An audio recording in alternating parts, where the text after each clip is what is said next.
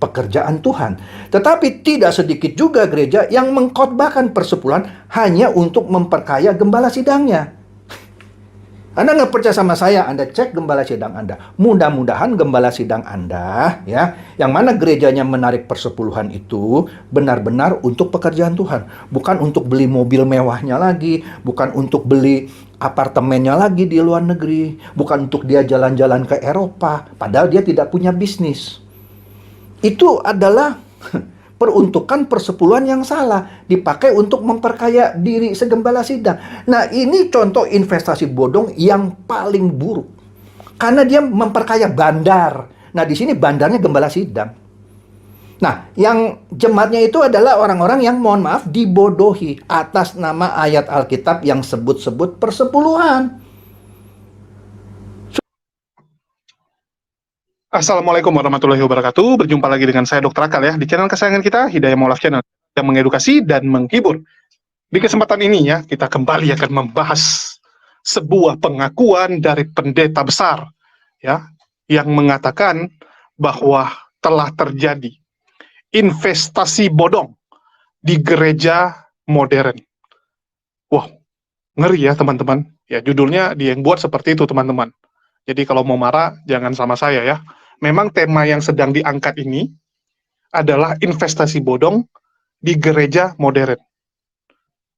Kok bisa ada investasi bodong di gereja? Ya kita dengarkanlah penjelasan dari pendeta jujur ini ya. Jadi saya termasuk salut dengan pendeta ini yang berani dengan jujur mengatakan bahwa ada something nih di dalam gereja zaman now. Dan hal itu juga yang membuat ya banyak gereja sekarang mulai ditinggalkan oleh jemaatnya. Sebelumnya pendeta ini sudah membuat konten-konten, sudah menyampaikan keprihatinannya terhadap banyaknya gereja yang mulai sepi. Gereja-gereja yang mulai ditinggalkan. Lantaran apa? Lantaran hamba-hamba Tuhannya atau orang-orang yang mengaku sebagai hamba Tuhan, tapi kelakuannya hamba setan. Mereka menjadi batu sandungan bagi gereja dan kekristenan. Begitu juga kelakuan dari orang-orang yang melakukan investasi bodong ini. Bahkan disebut ya, khotbahnya aja khotbah investasi bodong. Ngeri nggak teman-teman? Ya, ngeri. Kok bisa seperti itu? Ya, buktinya terjadi menurut pendeta ini ya. Bukan menurut saya, sekali lagi ya. Bagi teman-teman, kalian dengarkan sendiri apa yang disampaikan oleh pendeta ini, supaya kalian nggak gagal ya, dalam memahami. Dan saya cari tahu tentang siapa pendeta ini, apakah benar dia punya kapasitas untuk menjelaskan investasi bodong. Jangan sampai ya, dia sendiri nggak punya kemampuan untuk menjelaskan, tapi sok menjelaskan terakhir jadi blunder. Saya juga nggak mau. Asal menaikkan video orang, video dari pendeta, yang kita nggak tahu ini pendeta mana lah, identitasnya siapa lah, kapasitasnya bagaimana lah, kita juga nggak mau. Untuk itu, ya saya cari tahu dulu gitu. Begitu saya cari tahu, saya lihat, wah luar biasa ternyata. Memang pakar, ya. Ternyata pendeta ini selain menjadi pendeta, dia memang pakar di bidang investasi bodong. Dia melacak mana-mana investasi bodong dan menyampaikannya serta mengedukasi masyarakat. Jadi memang ini kapasitas dia.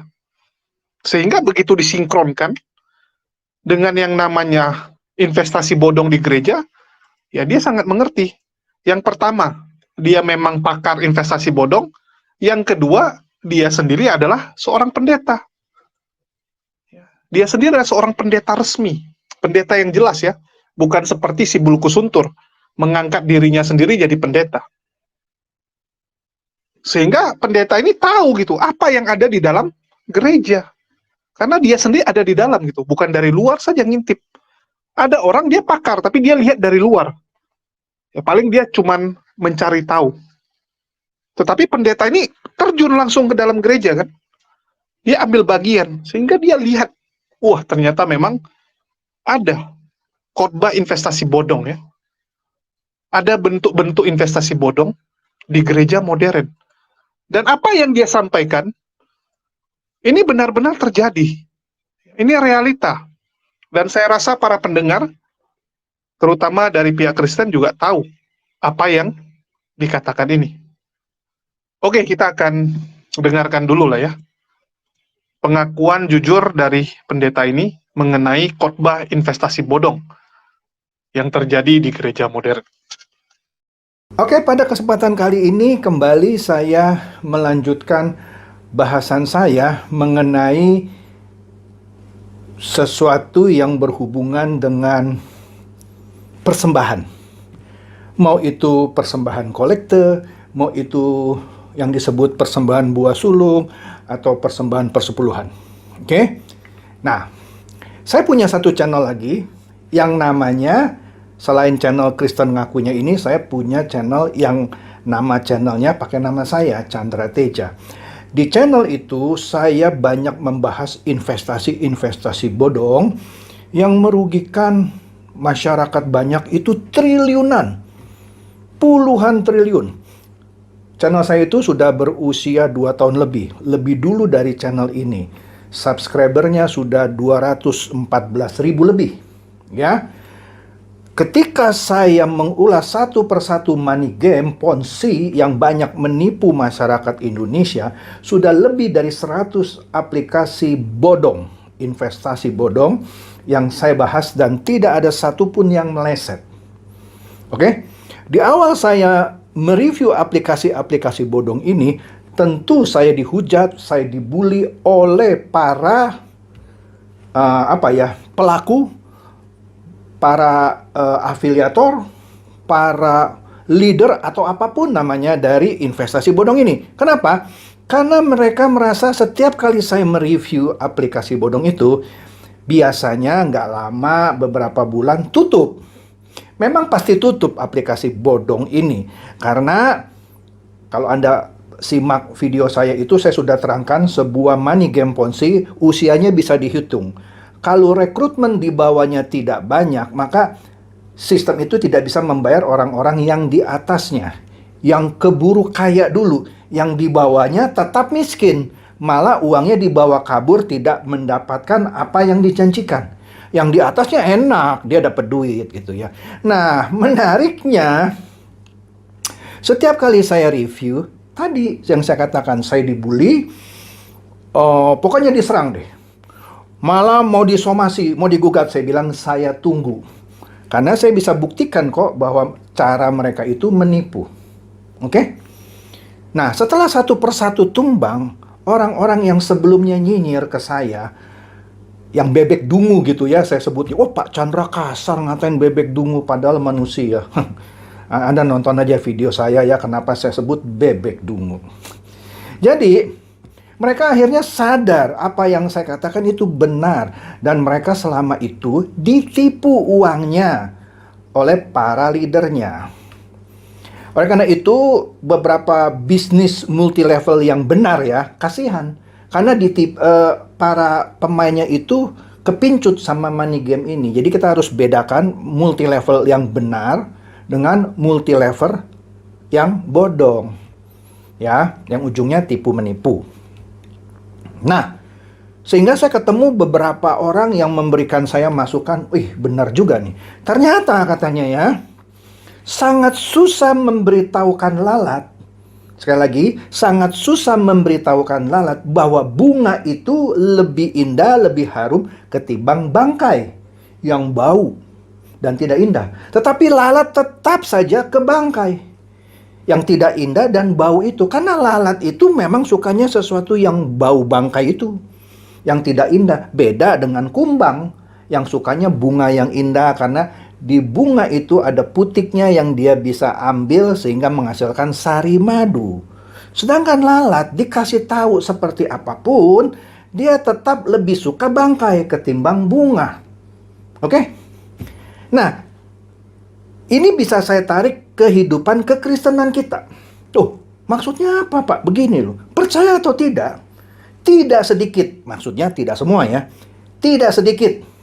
Udahlah, Anda ngerti maksud saya ya. Tapi catat ya, tidak semua. gereja-gereja modern sekarang ini, baik di dalam negeri maupun di luar negeri, yang justru mengajarkan investasi bodong di dalam khotbah-khotbah mereka kepada jemaatnya. Maksudnya apa, Pak? Betul, mereka tidak menawarkan money game Ponzi yang saya bahas, tetapi mereka menawarkan sebuah money game Ponzi yang mereka bilang alkitabiah. Nah, sayangnya karena jemaat-jemaat lugu ini sudah bertahun-tahun diindoktrinasi dengan ajaran yang salah, mereka menganggap bahwa tanda kutip money game Ponzi yang dibalut dengan ayat-ayat Alkitab itu suatu kebenaran. Bahkan ketika saya menjelaskan itu salah, saya dibully. Saya sesatlah, ya. Bapak tidak alkitabiah, pendeta kami yang alkitabiah, dan segala macam dan segala macam. Nah, inilah mohon maaf lalat-lalat yang sudah terlalu lama diindoktrinasi oleh pengajaran yang salah, sehingga mereka menganggap bangkai itu lebih indah, lebih harum ketimbang bunga yang benar-benar indah dan harum. Nah, oleh karena itu, di sini saya masuk. Apa yang saya maksud dengan mengkhotbahkan investasi bodong di dalam gereja berbalutkan ayat-ayat Alkitab? Saya mulai dengan yang sederhana.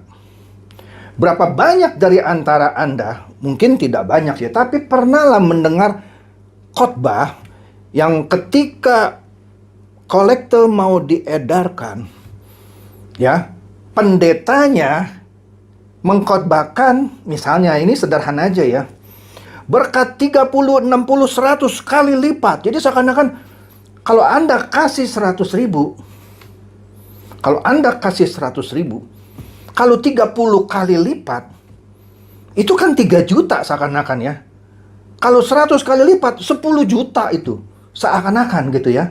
Jadi dia mengkhotbahkan, berikan yang terbaik, Tuhan akan memberkati engkau 30, 60, 100 kali lipat. Kalau pendeta ini pernah sekolah teologi ya, saya curiga dulu dia lulusnya nyontek.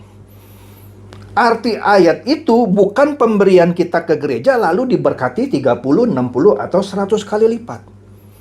Maksud ayat itu adalah mengenai benih firman yang ditabur akan berbuah, berkembang 30, 60, 100 kali lipat. Tergantung benih itu jatuh di mana. Kalau benih itu jatuh di hati yang subur, maka dia akan berbuah 100 kali lipat kalau benar-benar subur. Ya, kalau biasa-biasa saja 60 atau ya paling minimum 30. Tapi kalau benih firmannya itu jatuh di sela-sela batu yang apa gitu ya, percuma, dia tidak akan berbuah. Itu maksud ayat itu, bukan artinya Anda memberikan kolektor diberkati 30, 60, 100 kali lipat. Nah, ini adalah pengajaran investasi bodong yang paling sederhana yang mudah ditelanjangi. Iya dong. Ayatnya bilang 30, 60, 100 kali lipat.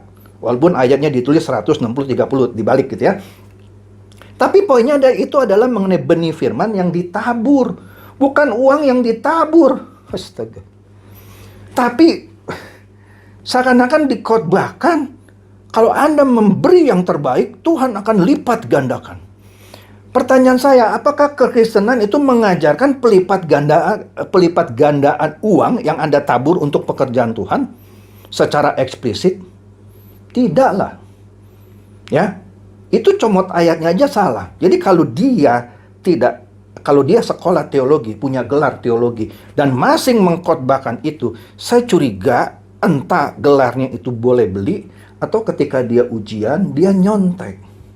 Ya, Anda boleh kasih tahu lah pendeta Anda yang masing mengkhotbahkan 30, 60, 100 kali lipat. Ya, salah itu. Apalagi, ada lagi lah ayat-ayat yang lain ya. Terlalu panjang satu persatu. Saya masuk ke intinya saja ya. Kekristenan itu tidak mengajarkan Anda agar Anda mendapatkan berkat jasmani yang berlimpah. Kekristenan itu mengajarkan Anda untuk mendapatkan berkat rohani yang melimpah. Itu pun kalau Anda mau turut semua perintah Tuhan, maka Anda mendapatkan berkat-berkat rohani. Adalah melenceng kalau kekristenan modern, tapi tidak semua ya. Sekarang ini lebih mengutamakan kalau orang masuk agama Kristen gitu ya, memeluk agama Kristen, maka bisnisnya akan lebih diberkati. Usahanya akan lebih berkembang. Pokoknya semuanya lebih, ujung-ujungnya akan mendapatkan materi yang lebih banyak. Mikir coy, kalau orang ini memang malas, dia mau jadi orang Kristen pun tidak akan menghasilkan keuntungan di dalam bisnisnya kalau memang dia orang malas. Apalagi kalau orangnya sering cari ribut sama orang. Nah, beda kalau dia jadi orang Kristen yang sungguh-sungguh, yang orangnya temperamental, terus dibentuk gitu ya. Yang dulunya sombong menjadi tidak sombong, yang dulunya pemarah menjadi tidak pemarah, yang dulunya menghadapi customer atau pelanggannya dengan muka yang asam gitu ya. Kemudian dia berubah sukacita. Nah, di situ pelan-pelan dia akan diberkati. Tapi proses itu tidak terjadi instan gara-gara Anda jadi orang Kristen dibaptis dan bisnis Anda akan diberkati. Nah, ini adalah pelajaran investasi bodong kedua. Jadi Anda seakan-akan masuk agama Kristen memberikan persembahan untuk supaya bisnis Anda diberkati gitu. Saya bukan melarang orang Kristen memberi persembahan loh. Malah saya mengharuskan orang Kristen memang harus memberi untuk mendukung pekerjaan Tuhan. Selama gereja itu benar-benar melakukan pekerjaan Tuhan. Ya. Saya juga tidak anti kalau orang jadi Kristen terus jadi kaya raya selama dia kaya rayanya benar. Ya, merubah perilakunya, kemudian berbisnis yang lebih benar, kemudian diberkati. Oh, puji Tuhan. Tetapi kalau dia jadi Kristen, tetapi dia tetap, tukang tipu terus, tukang korupsi terus, supaya cepat kaya, ya akhirnya ketangkap KPK.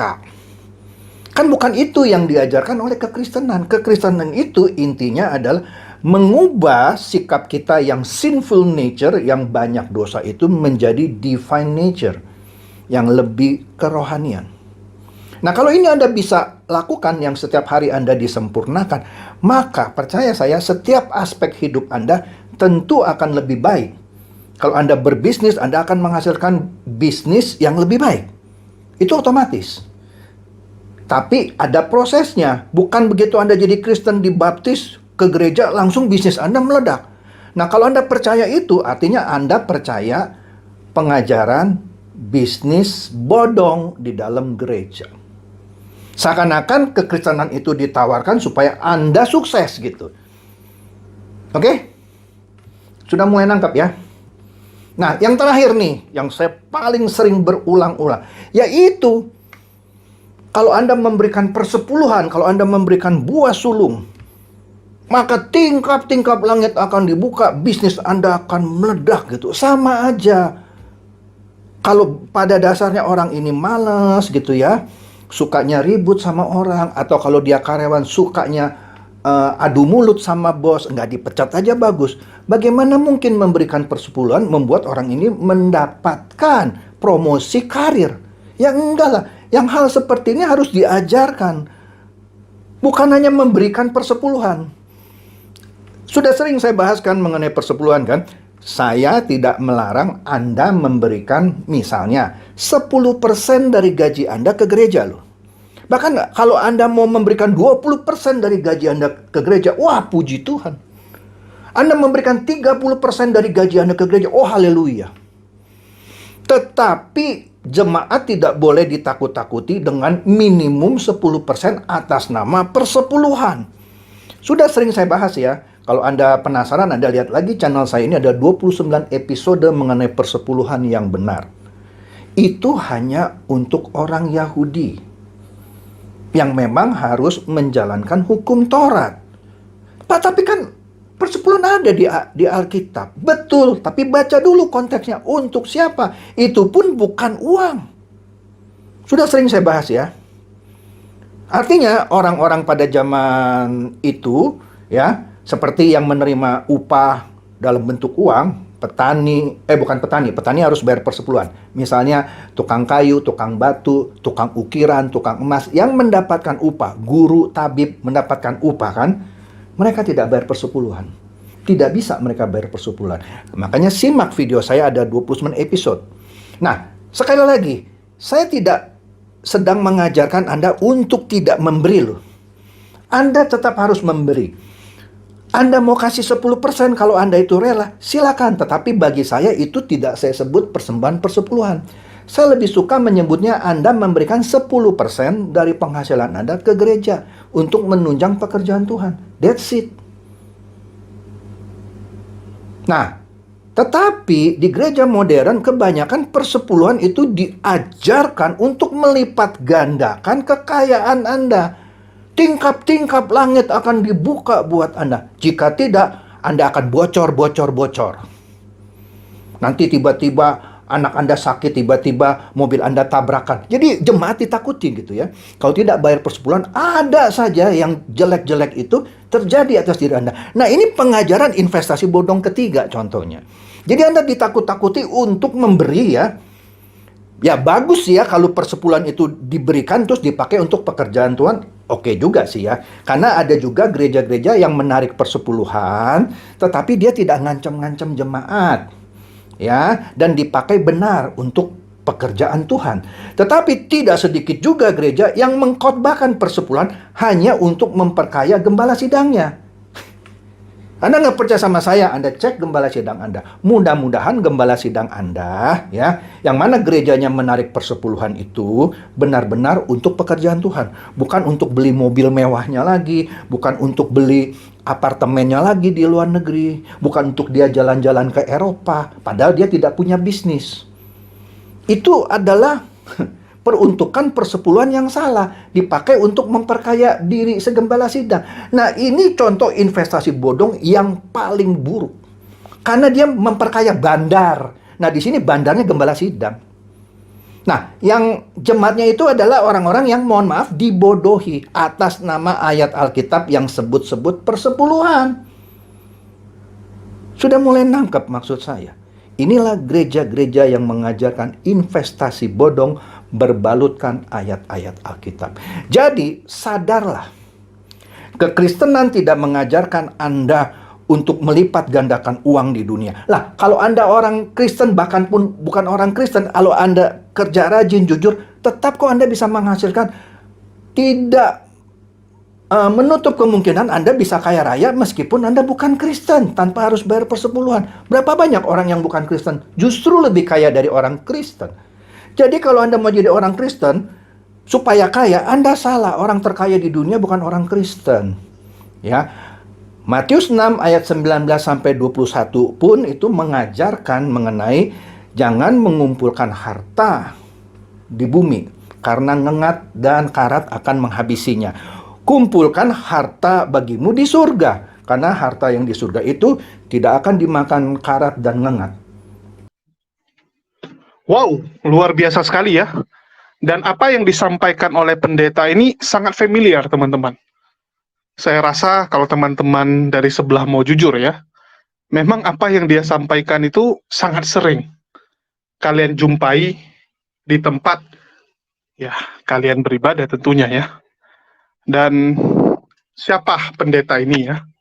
Jadi saya sudah beberapa konten ini menaikkan isi dari ceramah-ceramah pendeta ini, di mana saya bingung gitu. Kok pendeta ini begitu luar biasa dalam menyampaikan investasi bodong ini? Dan setelah saya cek, memang ya, dia ini adalah seorang pakar di bidang Ponzi atau investasi bodong ya. Nama pendeta ini adalah Chandra Teja, double T, ya, Chandra Teja. Pengejaan zaman dulu ini ya, Chandra Teja. Ini channelnya 234.000 subscriber. Lumayan besar ya. Dan dia memang spesialis membahas tentang investasi-investasi yang mencurigakan. Contoh, robot trading Net89 yang sudah kabur bosnya dan sekarang menjadi warga Kamboja. Ya, terus dia bahas Nobu Bank dan MNC Bank batal merger, tanda tanya, scam terbesar.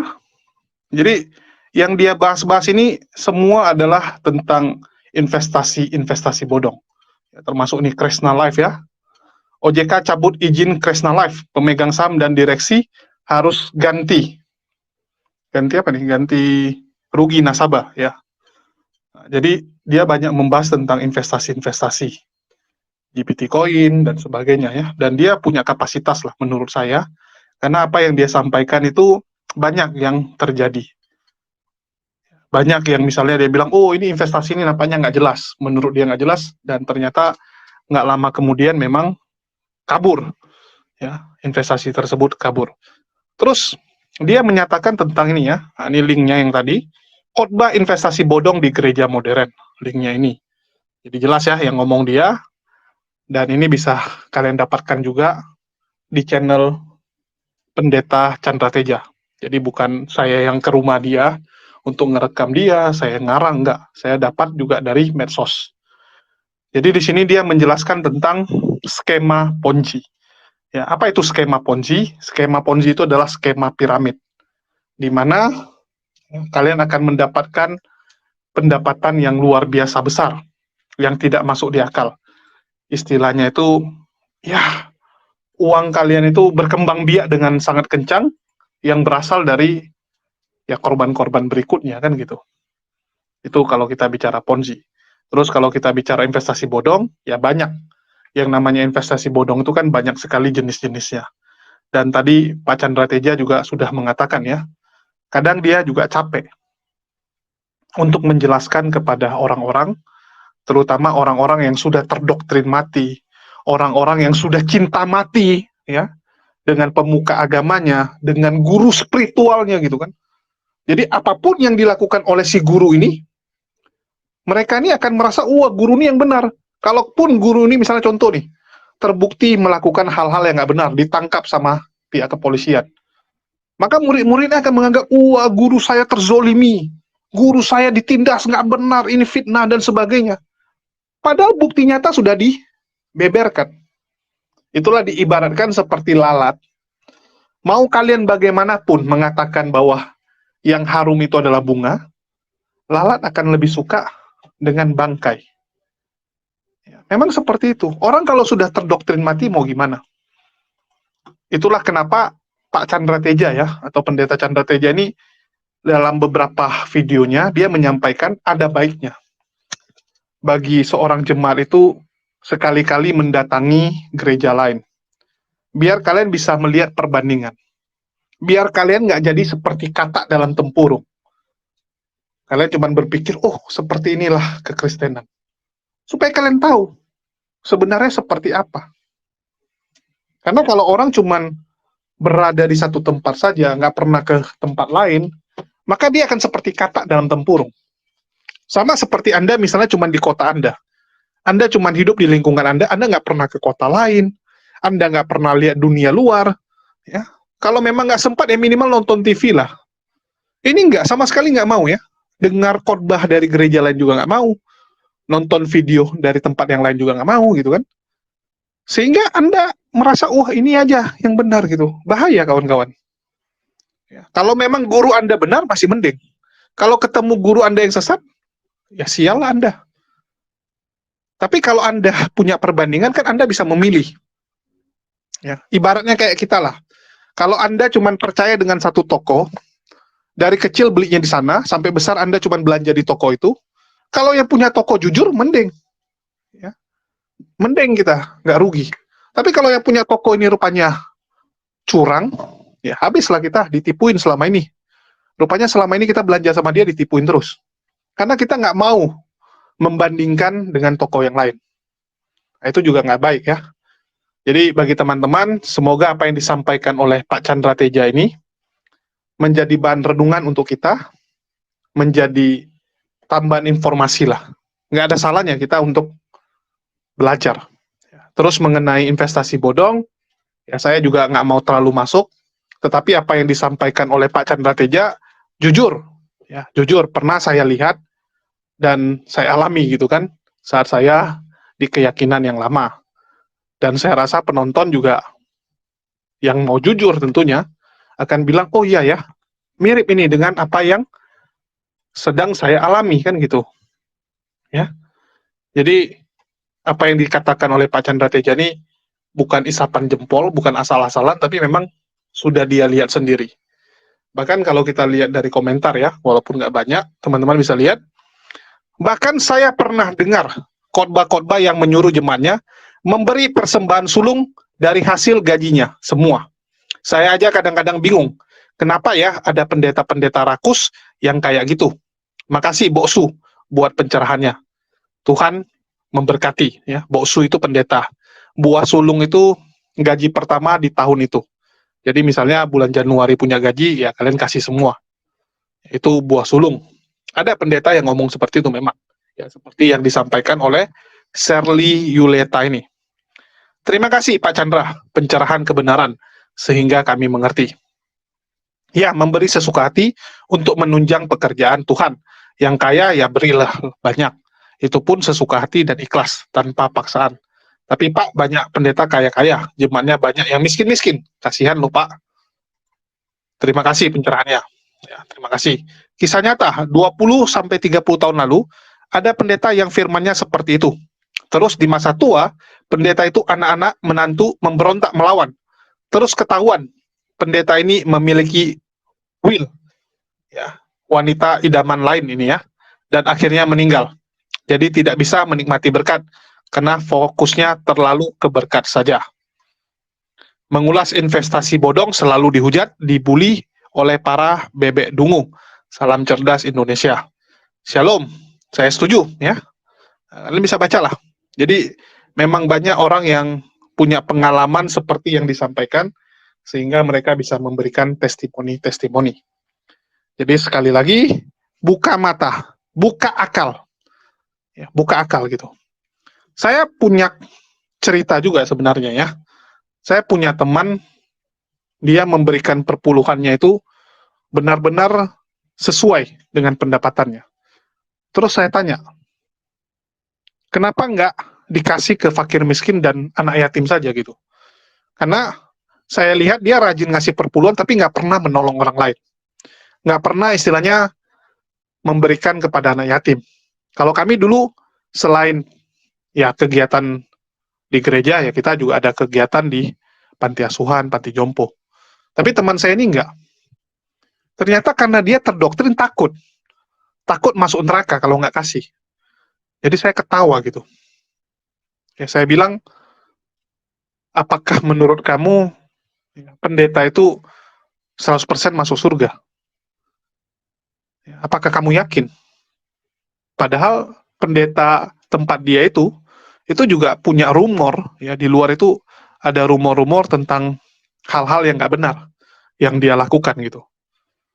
Tetapi dia sangat takut ya dengan doktrin-doktrin bahwa kalau nggak kasih masuk neraka lah dan sebagainya. Nah, ini yang cukup kita sayangkan gitu. Ya, cukup kita sayangkan. Dan kalian bisa lihatlah contohnya seperti Luga dan sebagainya gitu kan. Nggak ngasih sama Luga masuk neraka, luar biasa sekali. Jadi semoga apa yang disampaikan oleh pendeta jujur ini, pendeta Chandra Teja ini, bisa membuka wawasan dan membuat teman-teman berpikir dari sudut yang lebih luas. Nah, yang paling penting kan itu. Ya, kalian bisa melihat sudutnya itu lebih luas. Jangan cuma terpaku kepada satu sudut doang. Memberi dengan sukacita itu yang paling penting. Ya, paling penting itu. Menjadi berkat bagi orang lain itu yang paling penting. Karena tujuan Allah menciptakan kita, yang pertama tentu saja menyembah kepada Allah. Terus yang kedua apa? Allah nggak butuh uang kita gitu. Nggak mungkin kita ngasih uang terus kita bakar. Wah, saya persembahkan uang saya kepada Allah. Nggak seperti itu, teman-teman. Allah memberikan kita rezeki. Rezeki itu kita berikan kepada orang-orang yang membutuhkan. Kita salurkan kepada orang-orang yang susah. Itulah bentuk pengabdian kita kepada Allah. Itulah bentuk syukur kita kepada Allah. Kita membantu orang lain. Tangan di atas jauh lebih bagus daripada tangan di bawah. Kita itu harus saling membantu, teman-teman. Saling membantu. Kadang kita di bawah, kadang kita di atas. Itu nggak bisa kita pungkiri. Jujur ya, saya nggak pernah menyangka juga bahwa tahun 2023 ini akan menjadi tahun yang sangat berat untuk saya. Karena jujur dari lahir, ya lumayan lah keluarga gitu kan. Orang tua juga, ya istilahnya mencukupi lah segala yang saya butuhkan. Kita butuh kendaraan, dibeliin. Kita butuh apa, pengen jalan-jalan, dikasih. Tetapi, Yang namanya hidup ya punya lika-liku ya. Dan saya nggak nyangka gitu. Di tahun 2022 kita masih banyak melakukan bakti sosial, kita lakukan Jumat Berkah, dan di 2023 ini awal-awal juga kita lakuin. Ya kita lakuin, tetapi karena banyaknya serangan-serangan polemikus ini yang membuat kita juga harus benar-benar menghabiskan sumber daya kita ke sana, ya kelabakan juga jadinya ya. Sangat kelabakan. Dan ya kita lagi coba segala cara untuk membereskan serangan-serangan itu dan mohon doanya ya. Jadi bagi teman-teman yang menonton video ini, saya mohon bantu doanya. Ya, bantu doanya agar saya bisa selesai dengan masalah-masalah ini. Biar lekas kita bisa gas lagi ya. Kita bisa melakukan banyak hal yang tertunda selama ini. Karena jujur ini sangat menyita tenaga, menyita waktu, menyita semua sumber daya yang saya miliki. Ya, memang nyebelin, tapi mau nggak mau harus kita lewati. Ya, inilah resiko dari perjuangan ini. Terus ada yang nanya, memangnya diapain bang? Ya, saya akan jelaskan nanti saat sudah selesai lah. Karena kalau saya ngomong sekarang, yang ada malah memperkeruh, yang ada malah membuat banyak orang yang merasa, wah ini saatnya tenggelamkan dia, saatnya binasakan dia, dan sebagainya ya. Jadi supaya kita stabil dulu baru kita ngomong. Ya, karena kalau nggak stabil, untuk apa gitu? Memangnya dengan kita ngomong akan membuat masalah kita selesai? Ya nggak juga gitu kan. Yang ada malah nanti mungkin memperkeruh. Jadi saya lebih memilih keep silent, mending kita kerjakan aja yang bisa kita kerjakan, dan minta perlindungan kepada Allah. Dan Alhamdulillah sampai detik ini Allah masih sangat menjagai saya. Allah yang cukupkan semua, Allah yang bantu semua. Luar biasa sekali. Dan sebagai bentuk rasa syukur saya kepada Allah, ya, yang bisa saya lakukan adalah dengan menyumbangkan tenaga saya, waktu saya, dengan berjihad melalui medsos ini. Membentengi saudara-saudara kita, melawan fitnahan-fitnahan para polemikus-polemikus, dan menyadarkan teman-teman kita yang masih bisa disadarkan ya. Kita tunjukkan bahwa, oh kamu ini salah dalam hal ini. Kamu salah dalam mengerti hal ini. Terus ada orang yang kepedean dengan ajarannya. Kita kasih nampak. Kamu yakin nggak dengan ajaran kamu? Buktinya ini masih ribut. Bukan saya ngomong. Ini buktinya saling ribut. Masalah konsep belum beres. Ya kan kita kasih nampak satu persatu. Dan Alhamdulillah, dari video-video itu membuat banyak orang yang sadar ya. Banyak orang yang tahu bahwa oh ternyata ada something. Ya, ada something dengan ajaran ini. Oke, mungkin itu aja yang bisa saya sampaikan. Makasih nih buat teman-teman semua yang sudah menyempatkan waktunya menyimak dan mendukung channel ini, mendoakan saya. Makasih buat semuanya. Di akhir kata saya ucapkan wassalamualaikum warahmatullahi wabarakatuh. Sampai jumpa di video-video kita selanjutnya.